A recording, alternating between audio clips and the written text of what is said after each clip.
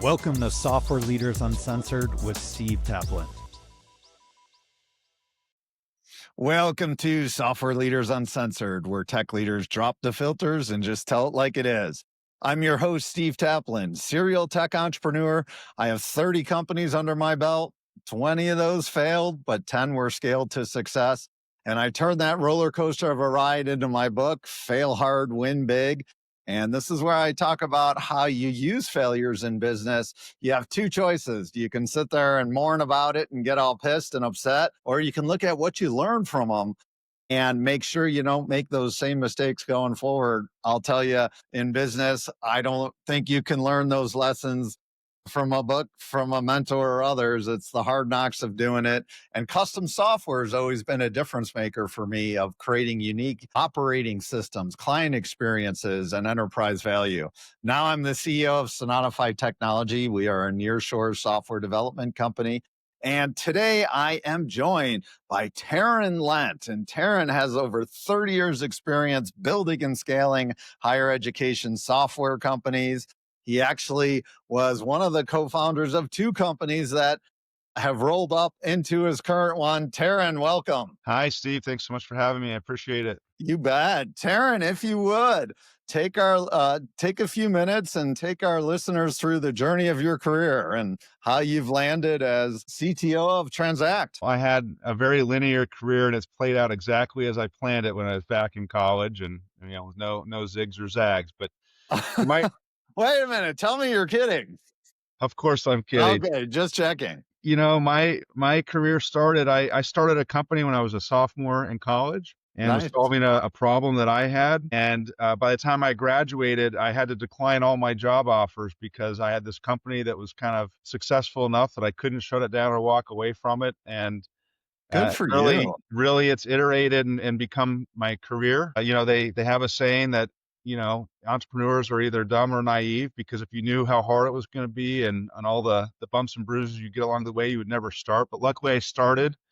And what was this company that you started as a sophomore in college? So I had this problem where I was a Division I athlete and I was an engineering major. And when I would get out of practices late at night, a lot of times the dining facilities wouldn't be open. And I found myself eating off campus and going to the ATM more than I should have. My parents lived overseas, so it took a long time for them to get money to me. So I said, I'm going to start a prepaid student debit card. And so I recruited 10 merchants and about 40 of my friends and had this paper-based network where you could buy a pizza or a Chinese dinner. I rode around on my bike and picked up the paper slips and entered in, paid the merchants. And that was great for the first year. The problem was in the second year, I had 60 merchants and over 2,000 cardholders and over 3 million in sales. And I was spending all my free time entering slips. And I said, this is no way to live. And so I had to teach myself some computer science. And I built a credit card terminal and a server, automated that. And it turned out that, enabling students to eat off campus and enjoy the community was something that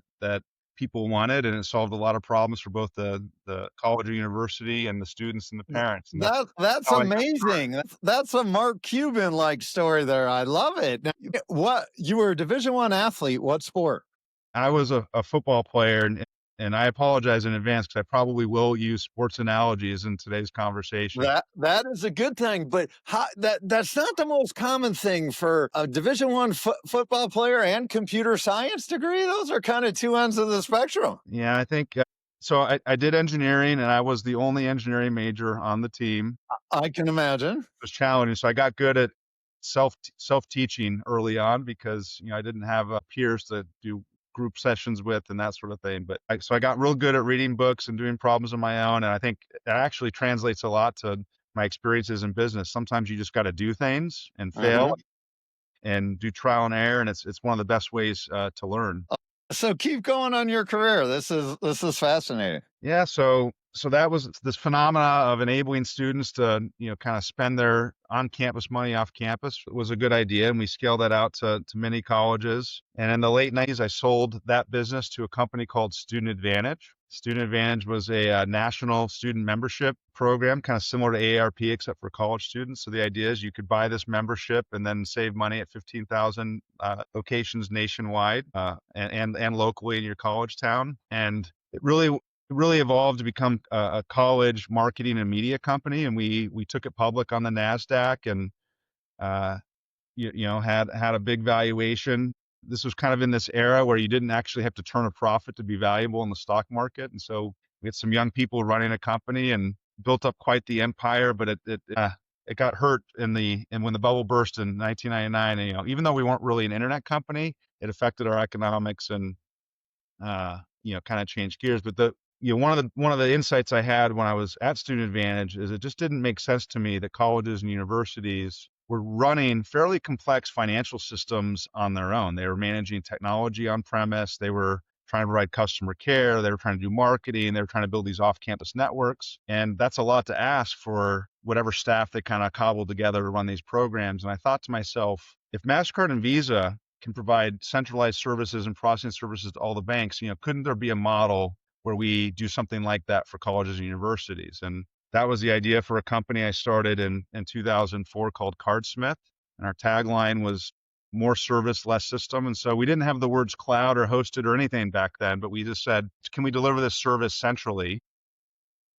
See, I'm going to age myself with you, but back then it was more referred to as e-business hosting, as the precursor of cloud. Yeah, we didn't even have the language to describe what we wanted to do, but we got lucky. I think kind of the wind was at our backs and some of the stuff was happening, and so we ended up being early to that. But there was an entire market of colleges, universities that were kind of, I'd say, the have-nots or on the fence. And when we said, hey, we can give you a world-class program and make your campus cashless at the bookstore and laundry and vending and the dining halls, and we can do it with a system that you don't have to install or manage locally. We'll do all that for you. It also allowed us to centralize customer support and it turned out we could do it better at a lower cost than they were doing on their own. And so that value proposition just resonated with, there's a bunch of schools that I'd say kind of in the small to medium size where that value proposition worked for them. And then we just kind of climbed our way up the ladder. And by the time we were done, we were doing business with, Duke and Yale and,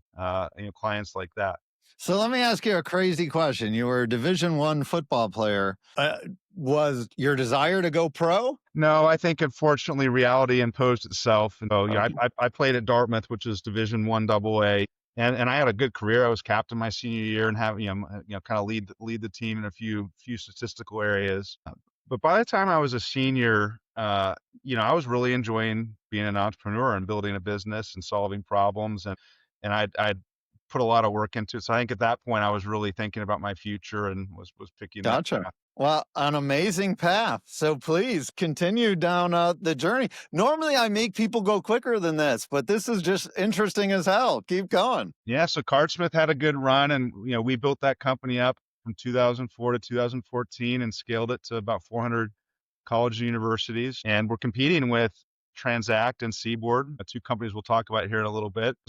In Transact, which was owned by Blackboard at the time, came knocking and said, hey, we'd really like to acquire your business. And we went through that motion with them, and kind of they made us an offer we couldn't refuse. And so we sold the business in 2014. And that's how I ended up at Transact. So you had multiple exits like within years of graduating college. That is impressive. It was a lot of fun. And by the way, and to your point, some of these, Student Advantage was interesting because we made a lot of money and then we lost a lot of money. And I put it squarely in the kind of a failure bucket because it wasn't a sustainable, growth company. It kind of rode the wave, and and I call it my very, very expensive MBA. And but it was really valuable because it left a chip on my shoulder a little bit where I was like, okay, I want to prove myself that I can build a sustainable company that provides for the employees and endures with time.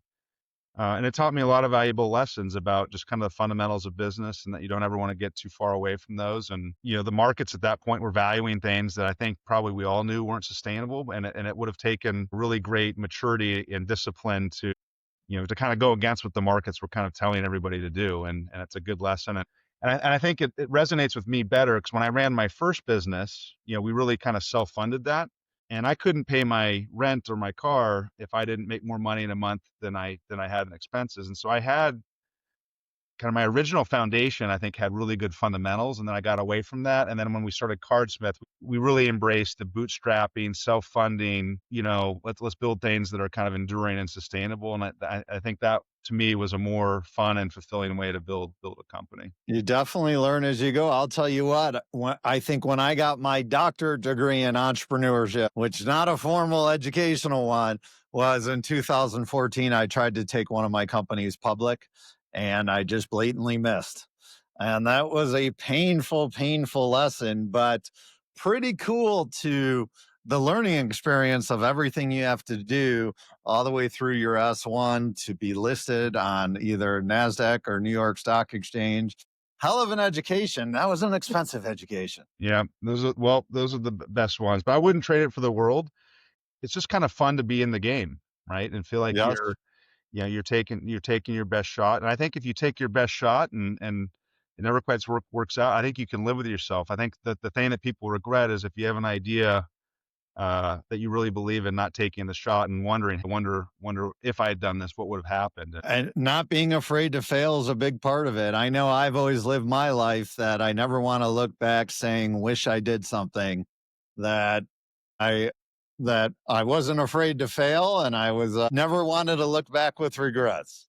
We give it all back in the end. So the real question is, are you having fun? Are you learning? And are you working with people that you enjoy being around? If you do that, you're definitely winning. Well, Taran, you are definitely not a typical tech leader by any means. You've had phenomenal success. This is awesome. Tell us about Transact. What's your company do? Let's dive into that. So I'm going to refer to the company as Transact CBORD. So Okay.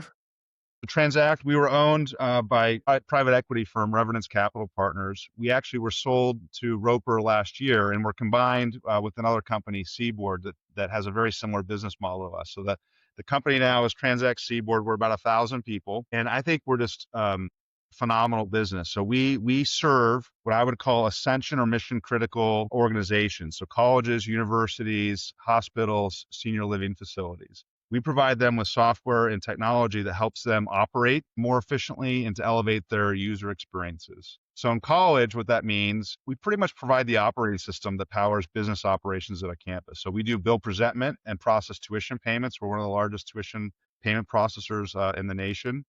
We provide what we call campus ID services. So we provide the technology that makes it so students can use their phone or their watch to buy lunch, activate a vending machine, a laundry machine, get into the stadium, open doors to get into libraries and dorms. So kind of both payments and access. And then we have a commerce solution that lets people, it's the point of sale, the mobile ordering, and we even enable autonomous robots that will deliver food to you on campus. So I like to say we use technology to make college even cooler than it already is. Very nice. In healthcare, we provide nutrition management. As I've worked with the people that are really kind of passionate about that business, when you're in the hospital, food is medicine, and we provide software that makes sure that the dietitians can plan meals and that patients, based on doctor's orders, get the food and nutrition that they need to recover from whatever reason they're in the hospital. And then same thing in senior living. We provide solutions that help manage just kind of the food management, inventory, and meal delivery to residents of senior living. So what I love about our business is we kind of have this kind of mission and purpose that, we're helping organizations to do really important work. But if you look at the technology side, we're at the intersection of cloud and payments and mobile. And so I feel like we have the best of both worlds. We're working with great technology to solve big problems. And it's really probably why I've spent my entire career kind of in this really specific space. So tell us about some up and coming tech projects that you're working on. So one of the challenges, we have at Transact CBORD is we've been successful for a long time. And so we have what I would call enduring products, which is a nice way to say we've got code bases that are 8 years old. And so we have the challenge of how do you disrupt yourselves and how do you make sure you kind of position ourselves for next generation. So the most exciting project we have going on is we're building a next generation version of our campus ID platform. We call it IDX. And it's basically, it's our vision for enterprise, cloud native, taking advantage of all the latest kind of, technologies and architecture patterns. So we can basically take our our older platforms, get those clients migrated to the cloud, and make sure we're kind of in an operating model where we can innovate very quickly, kind of continuous delivery, that it's an API first platform, awesome design, but just taking kind of our really successful, great products and making sure that they've got a bright future for the next decade or so. So with enduring software that you have, that means you got a lot of tech debt that you have to have a plan on. How are you attacking that? It's kind of the age old question. How do you, because these legacy products, they're what our customers are using today, and it's what's paying the bills. And so you need to keep that business strong and healthy, Yes. but you also need to be willing to kind of invest in the future and disrupt yourself. And so in this particular case, versus modernizing in place, we actually did go with a greenfield kind of rewrite project. We feel like you can do one of those every 10 or 15 years. And in general, I have a preference to try to modernize and extend your investment in a code base if you can. So it really, to me, more than anything, it's a trick in managing expectations, because these things are difficult. They take time. And so you got to manage the expectations of the business internally. I think you have an obligation to clients to let them know what your plan is and what you're investing in over what time horizon. This is going to be a multi-year effort and journey for us and our clients. And so it's I'd say, as much as it's about managing the technology, it's also managing expectations and then kind of leading people through the journey. And there's a lot of change management built into that Uh-huh. you got to navigate. But we're kind of on the other side of that hill, I would say. We've been in production now for a couple of years. We've got hundreds of clients on it. We're processing millions of transactions. So it's a little bit more of a rinse and repeat mode at this point. But those are the early stages of those projects are tough, because you gotta until you have that core product that people can kind of see and touch and believe in, it's you gotta keep everybody motivated and kind of you got to maintain the conviction to the strategy. No doubt. And it's a fine balance. It'd be easy for the people on the sidelines to throw rocks at it. But if you have enough conviction in what you're doing and how you're doing it, you can kind of get through all that. So tell us about your engineering team that's pulling this off. How many engineers you have, your work model, if you're in office, remote, hybrid. So this project's transformative to us in a couple ways, because if you looked at our engineering teams for other solutions, they were on-premise solutions where the whole team could run the whole product. This effort, the way we designed it, because we really wanted to have more of an enterprise approach, and so there's a lot of services and capabilities we designed and built so they can be shared with other teams in the future. And so this was, we really have kind of three core teams working on this in a collaboration. And that was a new model for us. We hadn't really worked on three teams all working on one product and managing all the dependencies across that. And so there's a big learning curve there. For this particular product, we did go with US-based teams. We have engineering teams in the US, in Ireland, in India. We have some nearshore contracted resources. But for this effort, we really tried to put our best people on it, and those were kind of our US teams that had really high domain experience for the product realm. Gotcha. So in this world of AI tools where CVs can be AI generated to match job descriptions and even remote interviews of engineers, you gotta, be careful they're not just using AI to answer your questions. How do you focus on hiring the right engineers, and what are the key traits you look for? I'll tell you. So you said keep this real and not make it boring. So That's right. That's that. that's the first rule of the show. The first thing I look at, when I'm looking at a resume is, are they hopping jobs every 1 to 2 years? And my philosophy there is anybody can fake it for a year, and then it takes another year to get you out of the org. So if you're jumping every 2 years, I wonder about your loyalty, commitment, and how much are you really contributing to the cause. So I start there. I look at, hey, is this a person that's like picked a problem, really hyper-focused on it, and kind of put points on the board? Now, look, I don't think you need to stay with the company forever, but I'm looking for people that have done 3 to 4 year stints. That's really important to me, because it's, learning the domain of a product and getting kind of the chemistry of a team. I like people that can kind of put that sort of commitment in.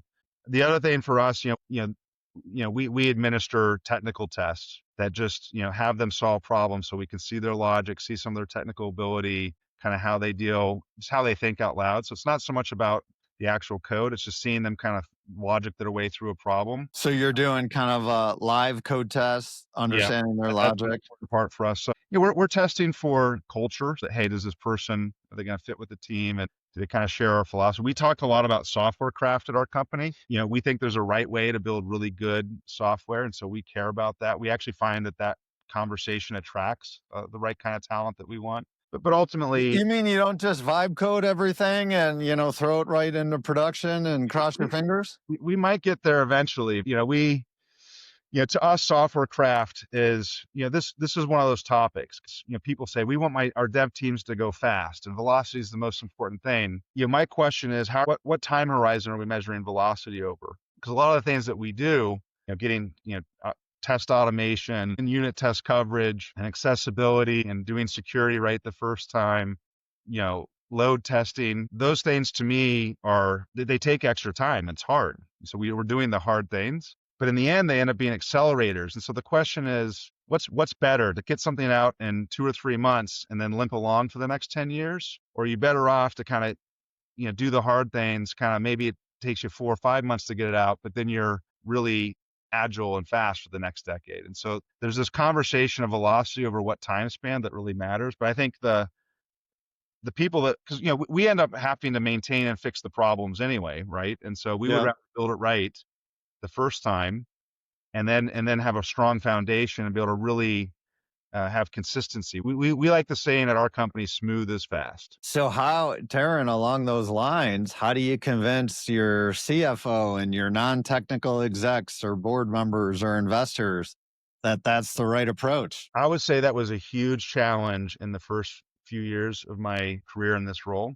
What's great now is I have enough reference examples to point to. So I have very clear examples where we didn't do it the right way. And those result in what we call the apology tours. When you get randomized, you're playing whack-a-mole and executives are out apologizing to clients. And then we have the examples where we did it the way that we think we should do it. And we spend all of our time innovating and growing. And it's a huge contrast between when we do it right and when we do it the other way. And so I think in my case now, I wouldn't say I always won those arguments, but I won enough of them that I have reference examples I can point to, and it's a dramatic day and night comparison. So correct me if I'm wrong, and you absolutely don't have to agree with me here, but usually for CTOs, the technology is the easy part. The hard part is, and leading engineering teams, building world-class engineering teams are, often what CTOs are fantastic at. The hardest part is making sure to communicate to the non-technical stakeholders, to get them to buy in, to have the patience, to truly understand what's going on. Do you agree or disagree? I do. Look, I joke a lot because so about the role. The role is not for everybody. My job at the end of the day is to create a high performing, sustainable engineering organization. We can define what that means. But if I look at the people that I have in my group, they're all better technologists than I am. And so part of my job is I want them focused on delivery and managing their teams and making their teams better. And so that means somebody like me, I do have to kind of manage one, just how does the department operate? How does the money work? How does the budget work? There's a lot of operational things that are not, there's not a lot of glory in that type of work. Having run a company myself, I happen to have a skill set where I'm good at those things, and I actually kind of enjoy it to a degree. And if I can create an environment where the people that work for me can be focused and can use their skills that are better than mine to execute, I think that's great. A huge part of the job is to inspire confidence to the business. I also think a part of the job is to inspire the teams doing the work. I think it's really important for the teams to understand what we're doing, why we're doing it, and if we're successful, what that means for the company, what that means for them and their career. I think it's important for them to understand if we fail, what that means in the same light. And so the job at the end of the day is to make sure that we are placing the bets on the things that have the best chance of providing the outcomes we want for the company. And that part of the job is tough. The other thing that people don't talk enough about is kind of how you feed engineering teams matters a lot, like the product management function, kind of the investment function. So we could talk about that, but I put that all in the bucket of how do you find your conviction? It's the job of the product team to build the right thing, which is much easier said than done. And so how do you find your conviction? Once you find your conviction, if you kind of add focus and a talented team to that, you're going to get superior results. that finding the conviction is tough, because you got to argue, you got to throw some chairs, you got to do some market research, you got to have some insights that you think, I know something the rest of the world doesn't, and if I do this, I'm going to have an advantage. But that doesn't happen just that doesn't happen easily. You have to kind of go through Yep. a process to find that. So in the case of my CardSmith company, people see the outcome, 400 clients and first to the cloud, and what they don't see is that there was a year of schlepping around New England, visiting schools, kind of pitching my idea, and people saying, well, that's a dumb idea, and kicking you out. And, I probably met with 100 schools, and I got maybe 5 or 6 that said, hey, that's a good idea. We would support you if you built something like that. But I learned a lot in that process. You got a ton of feedback. And I had just enough conviction that I was willing to kind of throw everything I had at it, because there was these 6 schools that believed in it, even though there was 94 who didn't. Right? So I got my conviction kind of on the street, in the trenches, over a I 9 love month it. period. If you talk to most good entrepreneurs, they spend a lot of their time with market fit and validation. And for some reason, when you get into bigger companies, sometimes you see where people think you can skip that step. And I just think it's the most important step. And however you do it, you got to find your conviction. That's where tech teams spend a ton of money wasting money, when they're not doing that right research analysis up front and just building it and saying they will come. People confuse agile with that. 'Cause you might say, hey, all that upfront work, hey, that seems waterfall. It's really not. It's just making sure you understand the problem that you're solving crystal clear, that you understand the current state, that you've got whatever data you can get to kind of give yourself confidence that you're pursuing the right thing. And so that to me is just good entrepreneurial process of validating your idea. And the reason I think it's so important for bigger companies like ours is when you go through that process, and once you finally commit, once you disagree and commit, or you just commit, when the next thing comes along, or something doesn't go to plan, or you get kind of knocked around a little bit, that process gives you the fortitude to kind of keep forging ahead. I mean, you might have to adjust and adapt and all that, but if you don't go through that process, you run into a little misfortune, and then you say, oh, let's go do this other thing that's completely different. And that's where you start randomizing and churning your teams. And I think you can lose credibility with the teams if you do that too often, or without good justification. I agree. So, Taran, you have worldwide. Your company is global. You have engineering teams around the globe. What's your perspective on going with onshore teams versus offshore and nearshore? Where do you find the right place for the different locations of engineers, and how to utilize them? So I will say we've tried a lot of different combinations, and some have worked and some have not. I'll tell you the tenets that I kind of live by at this point. So however we do it, I like to promote one team. It's always one team. It's not onshore or offshore. It's one team. I think you got to care about the working experience of the whole team. And so, for example, the folks we have in India, we don't always make it so that it's night for them. Like, we take turns and alternate, so it's equitable. I think that's really important. I have the 2 geography rule. So I think we can manage, 2 time zones and 2 geographies, but once you kind of add 3, I think all bets are off at that point. And so I'll do teams that have a hybrid of Ireland and India, or US and India, or US and Ireland, but I won't do all 3. I like that. That's a good rule. The two geography rule. And look, you have to be realistic about the managers. Managing an offshore team requires a special type of manager, a manager that's willing to kind of be up early, or work late at night, and so you have to actually be realistic about the strengths and weaknesses of your management capability when you do that. But in general, look, we've had incredible success in Ireland. The Irish government has done a great job of creating incentives to do business there. They've got in the form of IDA grants or tax credits. I find that the folks, what's great about Ireland is it has access to all of Europe, and so we've gotten exceptional talent, and we think the time zone overlap with the U.S. Allows for the collaboration that we want. I have people from the U.S. that it's pretty easy to travel over there. So Ireland has been a big success for us. We have about 100 resources in Ireland, and that's been a good experience. On the engineering side, you don't hear a lot about Ireland. Yeah. So this is definitely interesting. The other thing about Ireland that's been great for us is not just engineers. We've been able to do full role teams, and so I've been able to get product owners, designers, architects, and then of course we kind of get into production and cloud services. It's quite nice to have people in a different time zone, so you have a little bit of the follow the sun, and the people in the U.S. don't need to get up in the middle of the night as much. In India, we're fortunate. India, we've been doing business there for over 15 years. And so we have a core team that's been with us the whole way. And so they really function almost like US resources because they know the company, they know the product. They've kind of stuck with us through multiple transactions. So we have a really strong core team there, managers we really trust. We've kind of figured out the ways of working. Um, we to be honest, we've struggled when we've tried to expand beyond that because when we kind of do that, we run into all those problems you have managing teams that are 12 hours offset from there. So we're careful about how we do that. And then actually that leads us to kind of the conversation you and I were having before. That shifted us a little bit to more to nearshore. And so we feel like nearshore, you get a lot of the same kind of economic benefits that you might get in India. It's a little bit more expensive, but you don't have any of those complexities with time zone and travel and collaboration. And so we've done more of that in the last 3 years and gotten really excellent results with nearshoring. Taran, you're a guy who's done a lot as an entrepreneur, as an engineering leader, as a CTO. Give us some no BS advice you have for tech leaders out there who are trying to build, scale, or even just survive in these interesting times. This is going to be pretty common sense what I'm going to say, but it's so much more fun if you just love your product and you're proud of it.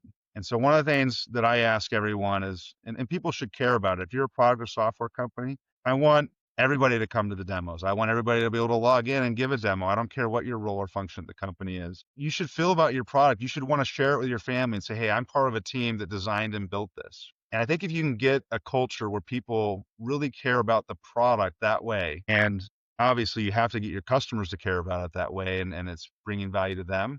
I just think the whole process is a lot more fun, and that will help you kind of work through the mechanics of actually how do you actually deliver software like that.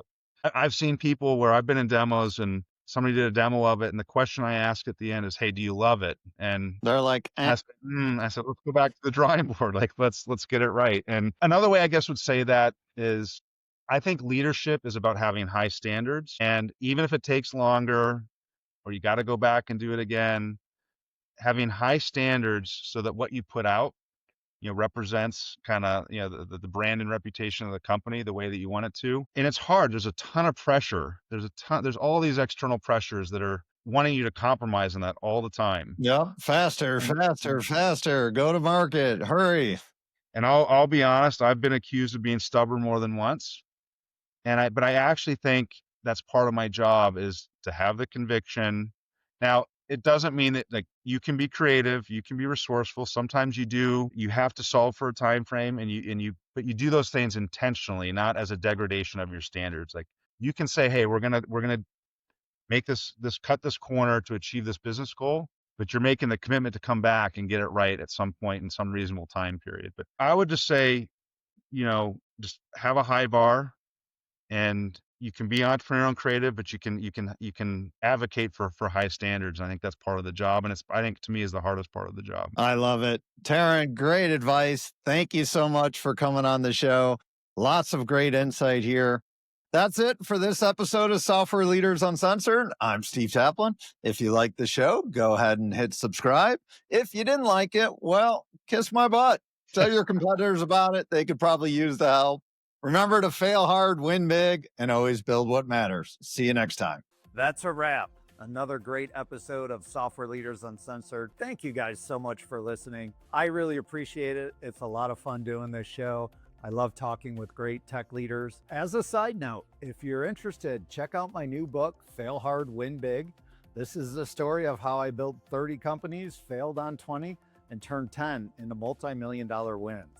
The common thread with all of them was custom software. Also, if you need software development help out there, my company, Sonatify Technology, we deliver world-class software development engineers out of Latin America. We have a solid track record of helping companies launch better products and faster. Thanks again for listening. Appreciate it and appreciate you.